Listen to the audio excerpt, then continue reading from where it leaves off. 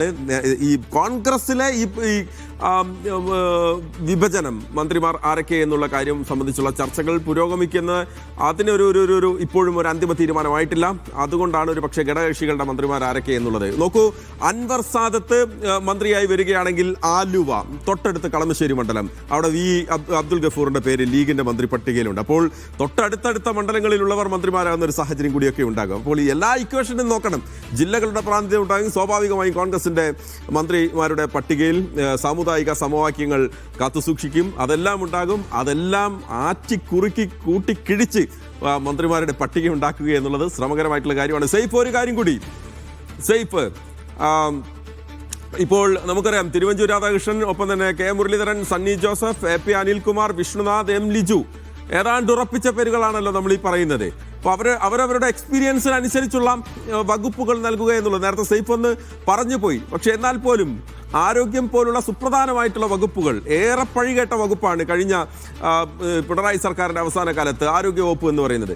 അവിടെ കെ മുരളീധരനെ പോലെ വളരെ പെട്ടെന്ന് തീരുമാനമെടുക്കാൻ പറ്റുന്ന, തീരുമാനമെടുത്താൽ അത് നടപ്പാക്കാൻ പറ്റുന്ന ഒരാളെ കൊണ്ടുവരിക എന്നുള്ളത് സ്വാഭാവികമായിട്ടുണ്ട്. അപ്പോൾ കെ മുരളീധരന്റെ പേരിന് ആരോഗ്യ വകുപ്പ് എന്നുള്ള കാര്യത്തിൽ കുറച്ച് കൂടുതലായിട്ടൊരു ശ്രദ്ധ അവിടെ കിട്ടുന്നുണ്ടോ? അതോടൊപ്പം തന്നെ തിരുവഞ്ചൂരിന്റെ എക്സ്പീരിയൻസിനനുസരിച്ചുള്ള ഒരു മന്ത്രിസ്ഥാനം എവിടെ കൊടുക്കുമെന്നുള്ളത്. എം ലിജുവും വിഷ്ണുനാഥും താരതമ്യേന പുതുമുഖങ്ങളായിട്ടുള്ള ആളുകളാണ്, പുതുമുഖങ്ങൾ തന്നെയാണ്. മന്ത്രിസഭയിൽ വരികയാണെങ്കിൽ അവർക്ക് ഏത് വകുപ്പ് കൊടുക്കുമെന്നുള്ള കാര്യത്തിലൊക്കെ ഒരു പ്രാഥമിക ധാരണ, ഇതിനോടകം ഒരു ചർച്ച, അവരുടെ ആഗ്രഹം സ്വാഭാവികമായിട്ട് ഉണ്ടാകുമല്ലോ. സെയ്ഫ്, അത് മനസ്സിലാക്കിയിട്ടുണ്ടോ? പോർട്ട്ഫോളിയോയുടെ കാര്യത്തിൽ ഇന്ന് രാത്രിയോട് കൂടി തീരുമാനം ഉണ്ടാകും മഹേഷ്. അതിപ്പോ നാളെ മന്ത്രിമാരുടെ പട്ടിക കൊടുക്കുമ്പോൾ പോർട്ട്ഫോളിയോ കൊടുക്കണം എന്നില്ല. പോർട്ട്ഫോളിയോ പിന്നീട് സത്യപ്രതിജ്ഞ കഴിഞ്ഞിട്ട് ഗവർണർക്ക് കൈമാറി കഴിഞ്ഞാൽ ഗവർണർ പിന്നീട് പോർട്ട്ഫോളിയോ വെച്ചിട്ട് വിജ്ഞാപനം ഇറക്കുക എന്നുള്ള രീതിയാണ് കഴിഞ്ഞ കാലങ്ങളിലെല്ലാം നമ്മൾ കണ്ടിട്ടുള്ളത്.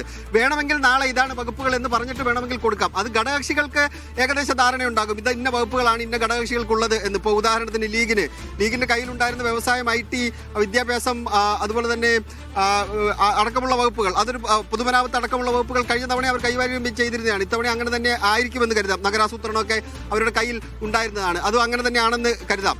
പിന്നീടുള്ളത് ഘടകകക്ഷികൾക്കുള്ള വകുപ്പുകളുടെ കാര്യത്തിലാണ്. പ്രധാനപ്പെട്ട വകുപ്പുകൾ എന്ന് പറയുമ്പോൾ അത് മുഖ്യമന്ത്രി കൈയാളുന്ന വകുപ്പ് പൊതുഭരണം, അത് മുഖ്യമന്ത്രിയിലാക്കാണ്. പക്ഷേ ധനവകുപ്പ് അത് കോൺഗ്രസ് കൈകാര്യം ചെയ്യുന്ന വകുപ്പാണ്.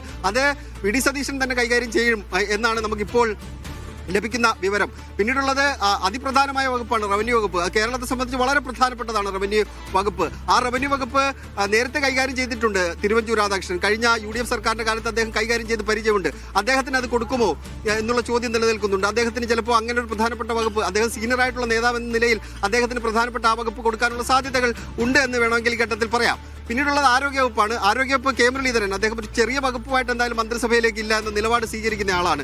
അദ്ദേഹം മുതിർന്ന നേതാവാണ്.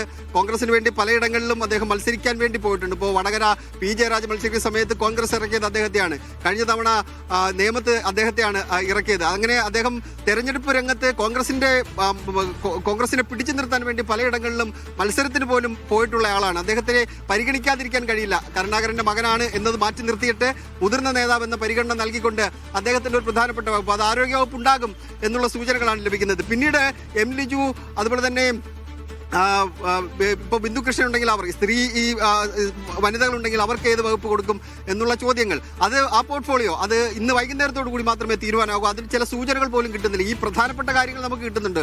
ചെന്നിത്തല ആഭ്യന്തര വിജിലൻസും കൈകാര്യം ചെയ്യുന്നുള്ള വിവരം കിട്ടുന്നുണ്ട്. അതുപോലെ തന്നെ എക്സൈസ് ആര് കൈകാര്യം ചെയ്യും? എക്സൈസ് കഴിഞ്ഞ UDF സർക്കാരിന്റെ കാലത്ത് ഏറ്റവും കൂടുതൽ പ്രശ്നമുണ്ടായ വകുപ്പുകളിൽ ഒന്നാണ് എക്സൈസ് വകുപ്പ്. ബാർ, മദ്യനയോഗം ഒക്കെയായി ബന്ധപ്പെട്ട് വലിയ രീതിയിലുള്ള പ്രശ്നങ്ങൾ നേരിട്ടിട്ടുണ്ട്. അതൊരു പ്രധാനപ്പെട്ട വകുപ്പാണ്. അത് യുവാക്കൾക്കാർക്കെങ്കിലും കൊടുക്കുമോ തുടങ്ങിയ ചോദ്യങ്ങൾ നിലനിൽക്കുന്നു. എന്തായാലും ഇന്ന് വൈകുന്നേരത്തോടു കൂടി അതിനകത്തൊരു ധാരണ ഉണ്ടാകും. ഘടകകക്ഷികളുടെ വകുപ്പ് സംബന്ധിച്ച് ഏകദേശം ധാരണകൾ ഉണ്ടായിട്ടുണ്ട്. പിന്നെ വൈദ്യുതി വേണം, വൈദ്യുതി ജലവിഭവ വകുപ്പാണ് കഴിഞ്ഞ തവണ PJ ജോസഫ് കൈകാര്യം ചെയ്തിരുന്നത്. ഇത്തവണ അതില്ലെങ്കിൽ പൊതുമരാമത്തോ വൈദ്യുതിയോ വേണമെന്ന നിലപാട് ജോസഫ് വിഭാഗം സ്വീകരിക്കുന്നുണ്ട്.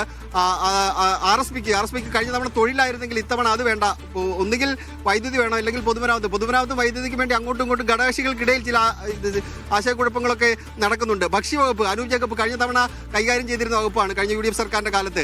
ഇത്തവണ അദ്ദേഹത്തിന് തന്നെ ചിലപ്പോൾ അത് കിട്ടാനുള്ള സാധ്യതകൾ നിലനിൽക്കുന്നുണ്ട്. CP ജോണിന് തുറമുഖം അല്ലെങ്കിൽ സഹകരണം അങ്ങനെയാണ് നമ്മളിപ്പോൾ കേൾക്കുന്നത്. അതിൽ നിന്ന് മാറി മറ്റേതെങ്കിലും ഒരു വകുപ്പ് കിട്ടാനുള്ള സാധ്യത കുറവാണ്. ഇത് രണ്ടിൽ ഏതെങ്കിലും ഒരു വകുപ്പായിരിക്കും അദ്ദേഹത്തിന് കിട്ടുക. പിന്നെ മാണി സി കാപ്പനുണ്ടെങ്കിൽ എന്ത് എന്നുള്ള കാര്യത്തിലടക്കം പിന്നീട് തീരുമാനം എടുക്കേണ്ടതാണ്. എന്തായാലും കോൺഗ്രസിന്റെ മന്ത്രിമാരുടെ കാര്യത്തിലും അവരുടെ വകുപ്പുകളുടെ കാര്യത്തിലും ഒരു തീരുമാനമുണ്ടായ ശേഷം മാത്രമേ ഇനി ഘടകകക്ഷികളുമായി ബന്ധപ്പെട്ട ചർച്ചകളിലേക്ക് കടക്കുകയുള്ളൂ. ഇപ്പോൾ നിയുക്ത മുഖ്യമന്ത്രി KPCCയിലേക്ക് എത്തിച്ചേരുന്നുണ്ട്. അദ്ദേഹം ഇനി അവിടെ നേതാക്കന്മാരുമായി കൂടിയാലോചന നടത്തി ഇന്ന് രാത്രിയോടുകൂടി ഈ പ്രശ്നം പരിഹരിക്കാൻ കഴിയും എന്ന വിലയിരുത്തലിലാണ് കോൺഗ്രസ് നേതൃത്വം ഉള്ളത്. ശരി സൈഫ്, എന്തായാലും പുതിയ അപ്ഡേറ്റുകൾ സൈഫ് തിരുവനന്തപുരത്ത് നിന്ന് നൽകുന്നുണ്ട്. അപ്പം തന്നെയാണ്